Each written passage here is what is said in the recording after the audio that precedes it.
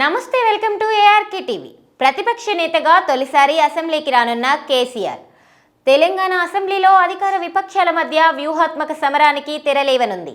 నేటి నుంచి assembly budget సమావేశాలు ప్రారంభం కానున్నాయి.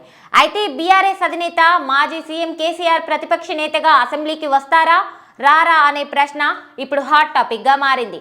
10 ఏళ్లు అధికారంలో ఉన్న బీఆర్ఎస్ గత అసెంబ్లీ ఎన్నికల్లో కాంగ్రెస్ చేతిలో ఓటమి పాలైంది.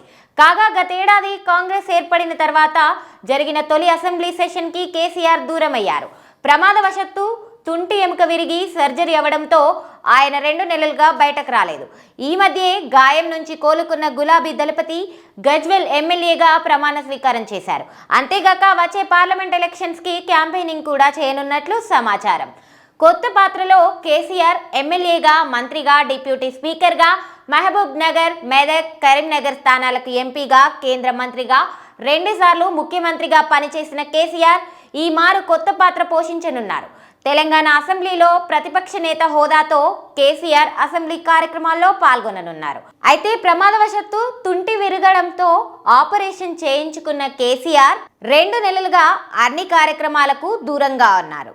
అయితే గులాబీ శ్రేణులంతా కలిసి ఆయన్ని ప్రతిపక్ష నేతగా ఎన్నుకున్న విషయం తెలిసిందే. అయితే ప్రతిపక్ష నేత పాత్ర పోషిస్తున్నారు. గత 10 ఏళ్లు సీఎంగా అసెంబ్లీకి వచ్చిన ఆయన ఇప్పుడు ప్రతిపక్ష నేత హోదాలో అధికార పార్టీకి ఎలాంటి సవాళ్లు విసురుతారు అనేది ప్రస్తుతం చర్చనీయాంశంగా మారింది.